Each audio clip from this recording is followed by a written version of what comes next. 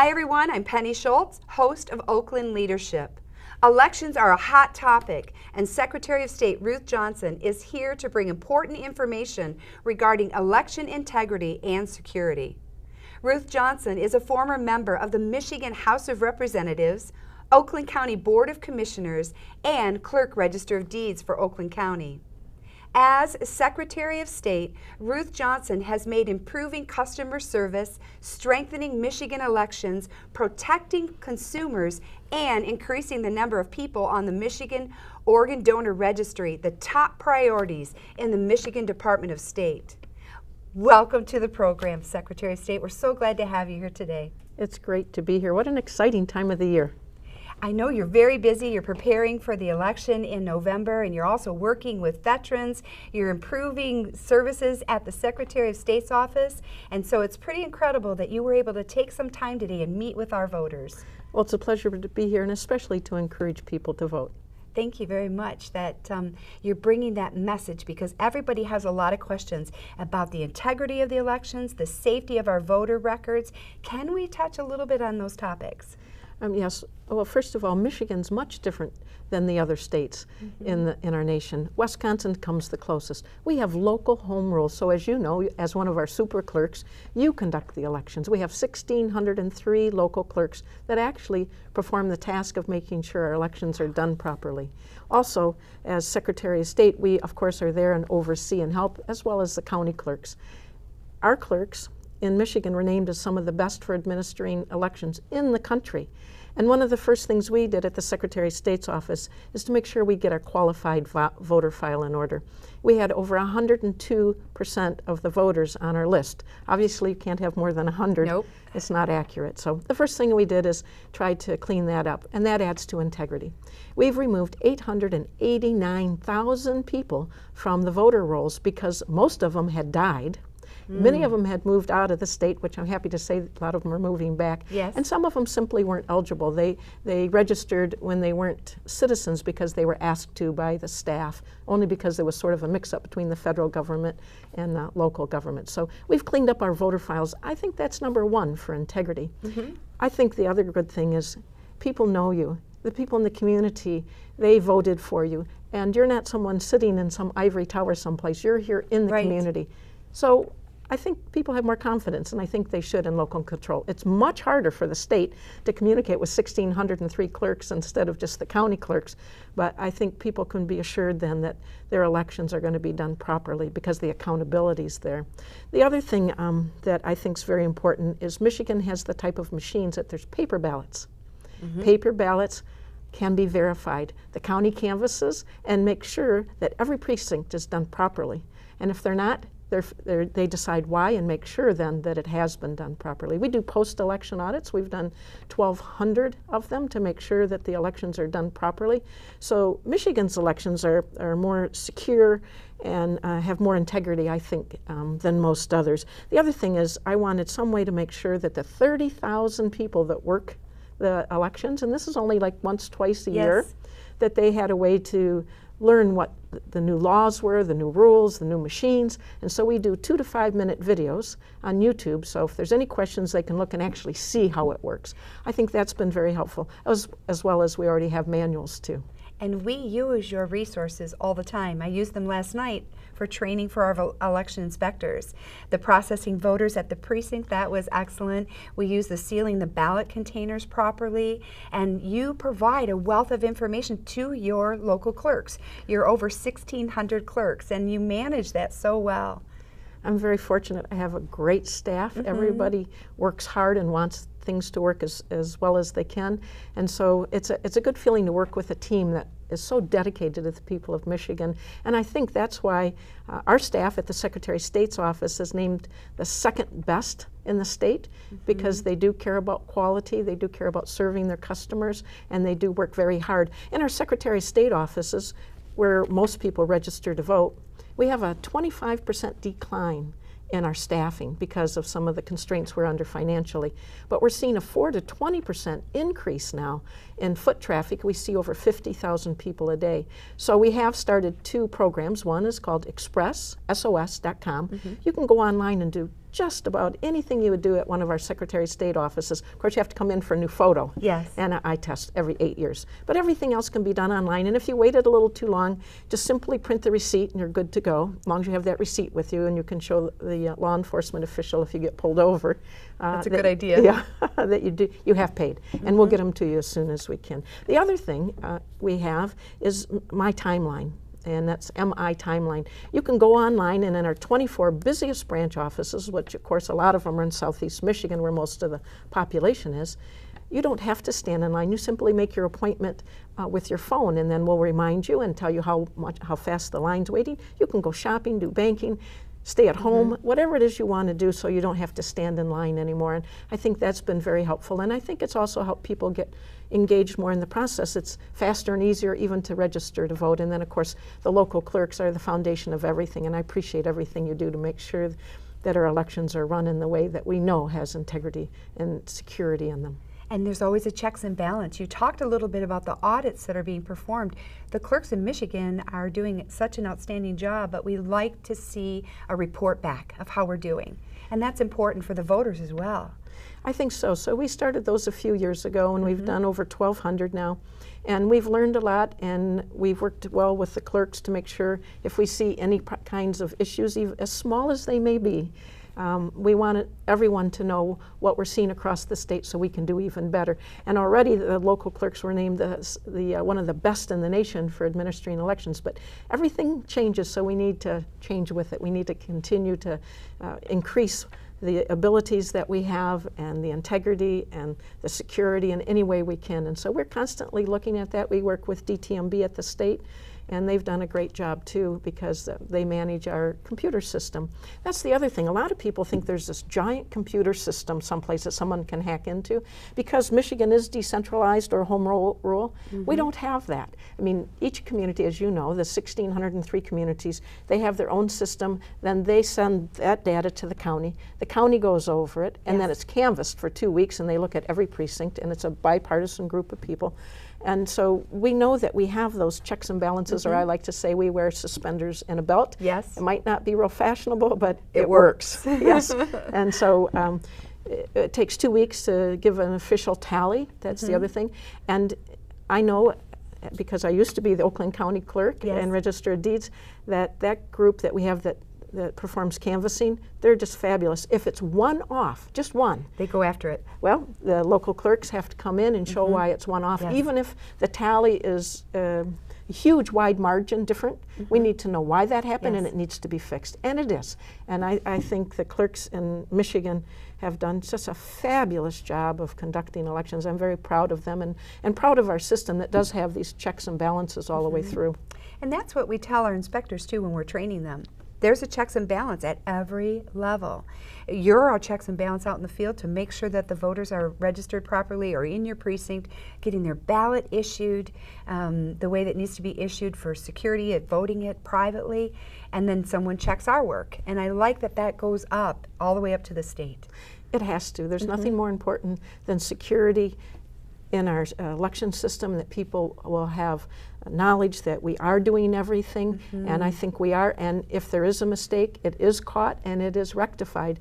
And we have backup systems for everything. And after Sandy, the storm on the East Coast, all of us have come together from all over the country, the Secretary of States, and we've put together plans because it made us realize anything can happen, and we don't want anyone to not be able to have their vote count. So what do? You make up the rules ahead of time so that you're sure that it's done properly. So we've been involved with that in Michigan too and served on that committee so that we're ready for just about anything, I think. That's encouraging to know that that's in place, because you just don't know when there will be a need for something like that. It's to prepare.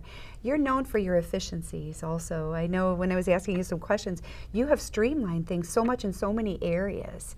You also want our veterans, our troops count. Let's talk a little bit about that. Yes, I started that as Oakland County Clerk. There's so many things we can do for our veterans, and we need to.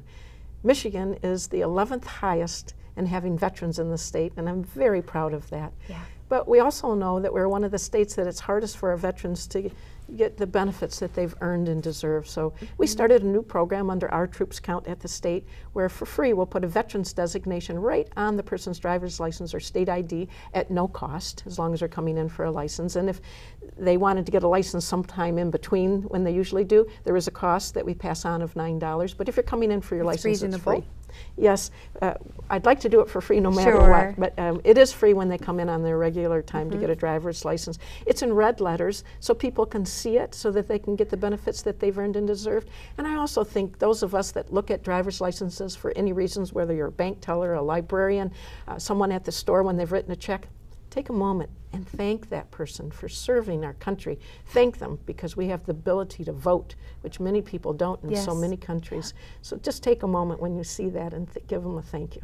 I'm glad that you're doing that. The awareness of that is so important for people who have served, and also for us to pay respect for what they've done for our country. Absolutely. You are engaged in so many areas, and I've recently learned that you went across the Mackinac Bridge on a Harley. Let's talk about that. That sounds like fun.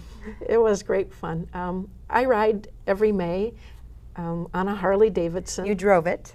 Yes, I drove it. I started riding a motorcycle when I was 12. I was brought up in a wonderful neighborhood in Waterford, and it was a very close community on Crescent Lake. And the boys all got motorcycles at 12, and there was no girls in my neighborhood my age. So I saved up money by babysitting and mowing lawns and doing what I could, and it cost $50, and I bought a little motorcycle. And after that, I bought 3 more. But I like that. I really enjoy riding, but of course, safety is the most important thing. And so in May, I drive someplace in the state or several places. Usually, I'm given a 1200cc Harley Sportster, which I really enjoy. They're amazing motorcycles. And I get to drive in different places in the state to remind people, look twice, save a life, motorcycle safety awareness. And those of us that drive, you need to have the endorsement on your driver's license. And those that don't, that's less than 10%, they're involved in more than 40% of the accidents and a lot of fatalities. So I try to encourage my fellow motorcyclists to make sure they take the classes they need. I've gone back, even though I've been riding for, well, I don't want to tell you how many years since I was 12, but I went back and took some classes myself. Refresher. Yes, it's so important. And unfortunately, a good friend of mine was recently killed. He was killed a few weeks ago. Somebody didn't look twice, didn't see him, pulled out in front of him.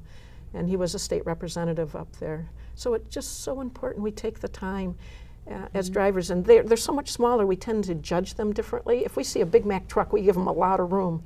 But motorcycles, we need to remember, our brains don't really look at it that way. We look at it as that they're smaller and we want to come out earlier. So we need to remember that. Give them some room. We need to give them some room. So anyway, I got to drive this last time, which was such a great treat for me, over the bridge to the St. Ignace Secretary of State office and visit the staff that I have there. What did they think when you pulled up?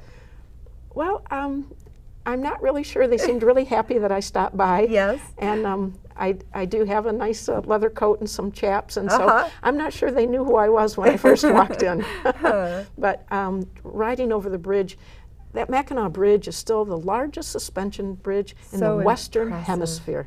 It's just such a wonderful thing, and it's been there since 1956.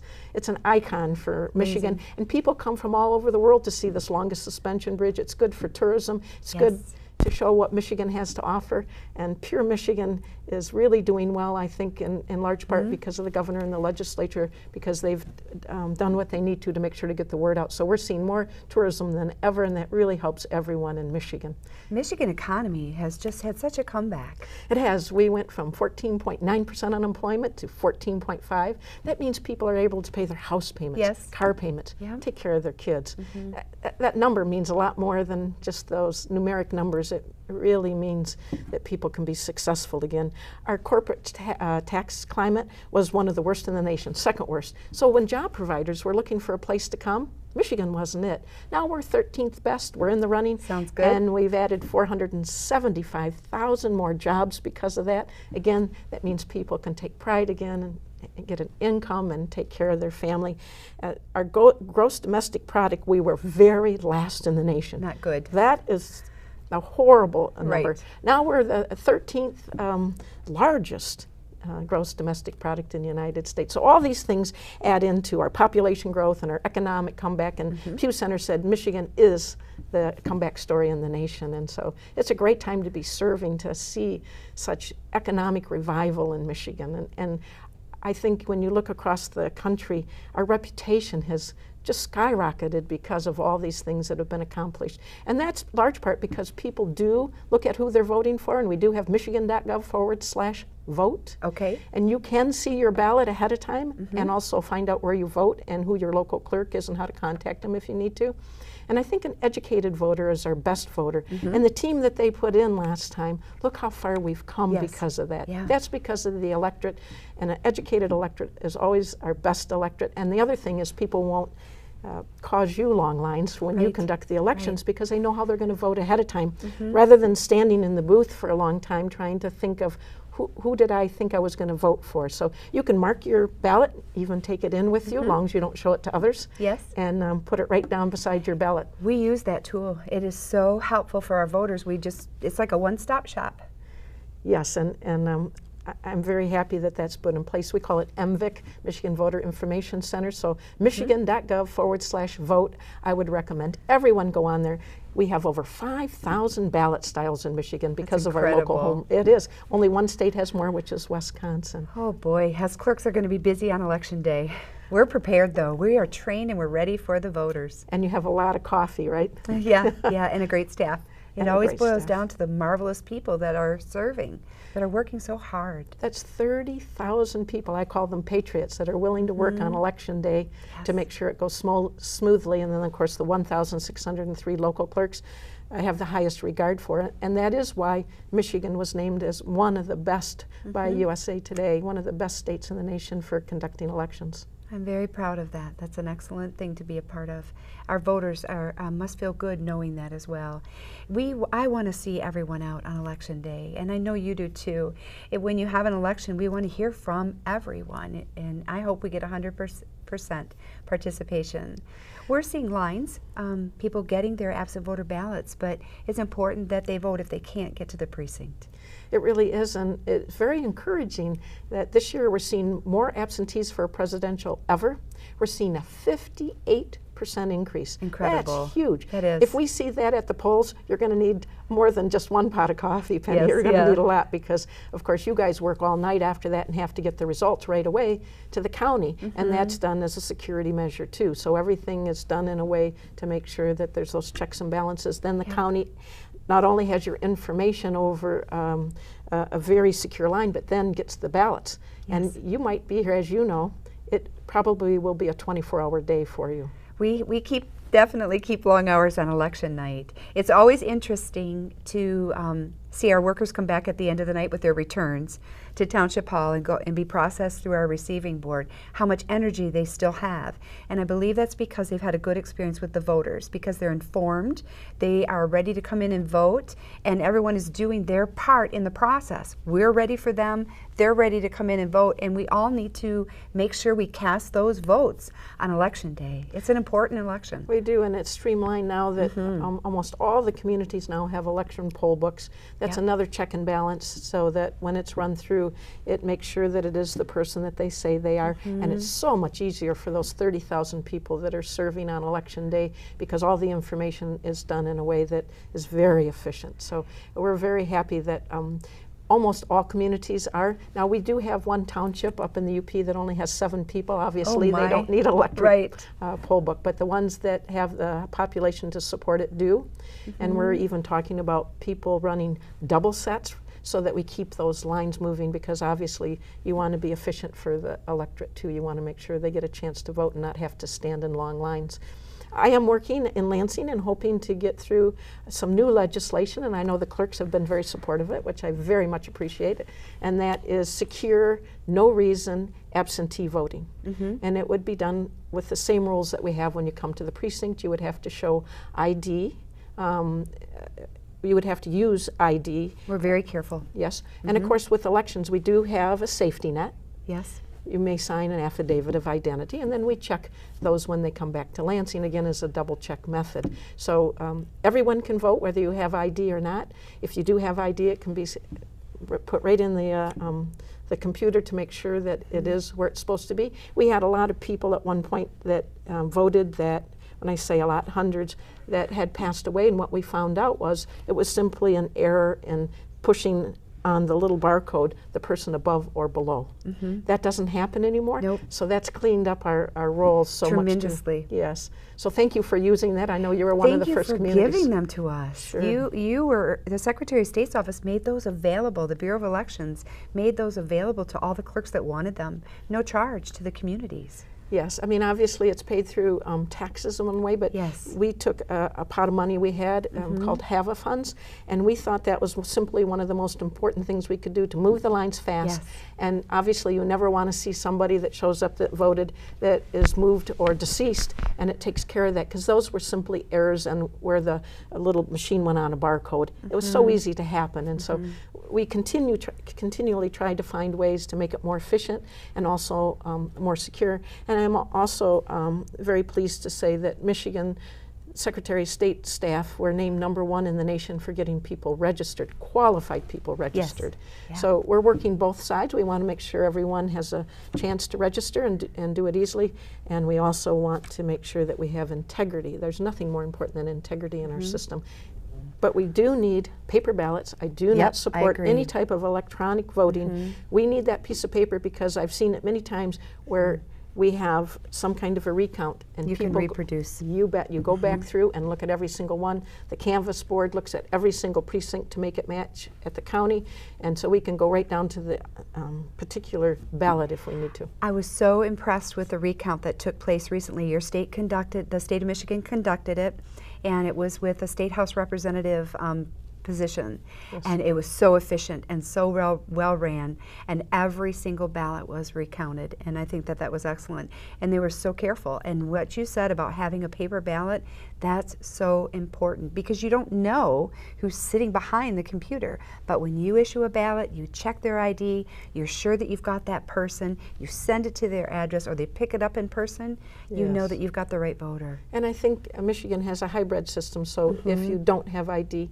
you're not precluded from voting. You may sign an affidavit of identity as long as you don't have ID. Now, having said that, we used to have 664,000 people that didn't have ID. IDs become so important. We have a handful now that don't.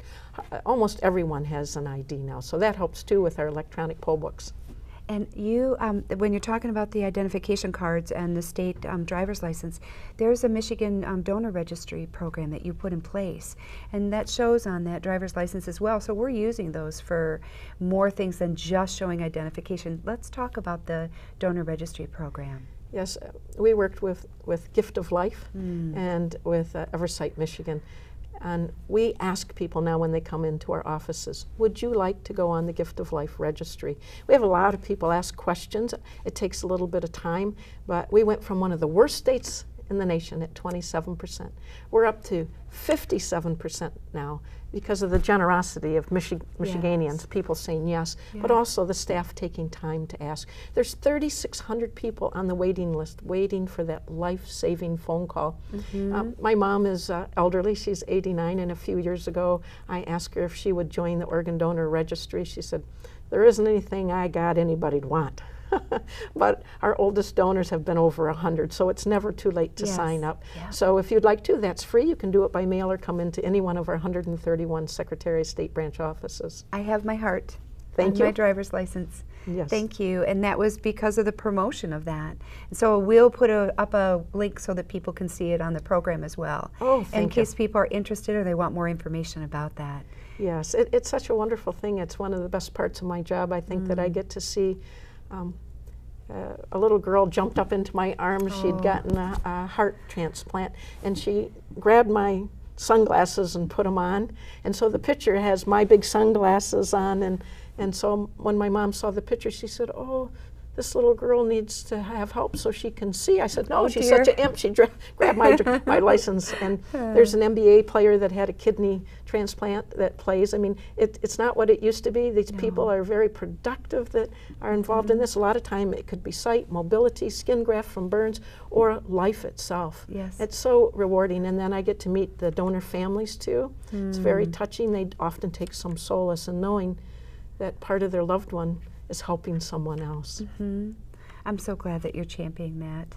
Our library got engaged with it as well to get people aware of it. I was amazed by that. Yes, your library's been great to work with. That helps get the numbers up again. If we ask, it's that one-on-one, we find that most Michiganians say, yes, I want to be a hero, I want to help, and they do sign up, and I so much appreciate that. Anything that we haven't covered that you would like to have the voters know about, or the people in Michigan that they want to be aware of? Well, I mean, we've touched on Michigan, michigan.gov/vote. Okay. That's very important. Make sure you cast your ballot. It's a time to have your voice heard. Right. Everybody's vote counts the same. Your vote will be counted.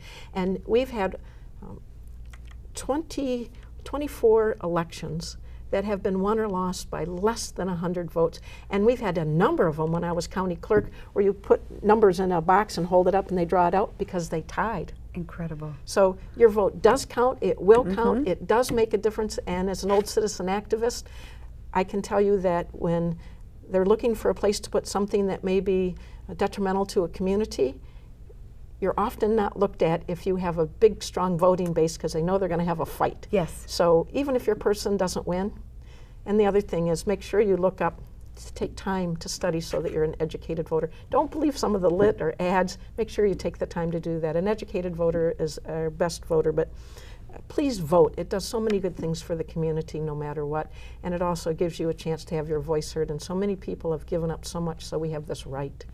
So yes, please utilize it.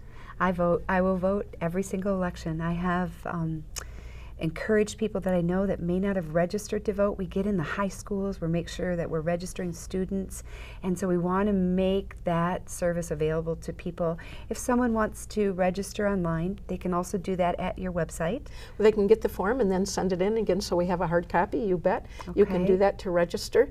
The date for registering for this election has passed, but it's never too late. So young people need to be involved in this too, and I think we're seeing record numbers of young people involved, and they're the ones that are going to be the ones that live with the system. We have much more than most of us, so I'm so glad to see that. It's like a resurrection of people understanding democracy is not a spectator sport. It's involvement. It's involvement. And the other thing I would say is if you're interested, help the person that's running. It's very difficult to raise money, and I've never been very good at that, but because of the grassroots that I've had, the help that I've had, my neighbors, my friends, and new people that I've met, it's the only reason why I was able to win, because I wasn't able to raise that kind of money others were, because in large part I grew up under the poverty level, and so I didn't have friends that helped me so much with money, but they got out and volunteered their time for me. So anyone that wants to get involved, you don't have to just give money. You can knock on doors, you can write letters, you can make phone calls, you can just be there for the candidate when they're exhausted to hear about their day. Put the pot of coffee in. Put the pot of coffee on, you're right, Penny. So get involved by voting at the very least, but also find a candidate that you like, that you really think will do a good job for their community, the state, and the country, and give them a hand and help them out. I love that closing comments, but I want to remind the voters that when you were nominated to be on the ballot, I believe it was eight or 9 years ago, because this is your second term as serving as our Secretary of State. Yes. You came to Orion Greens Park in the village of Lake Orion, and you were with our now governor.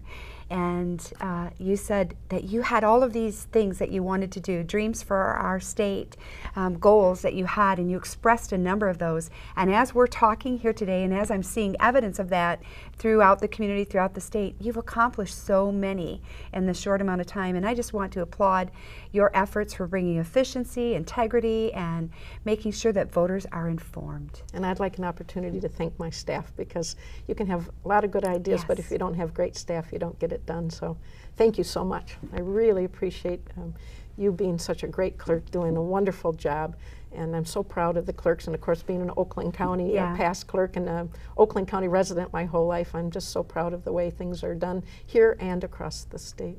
Thank you so much for joining us here today. Thank you, Penny. I hope you've enjoyed this edition of Oakland Leadership. It has been an honor to have our Secretary of State, Ruth Johnson, with us today. And remember, the election is coming up in November. Be sure to vote. Thank you.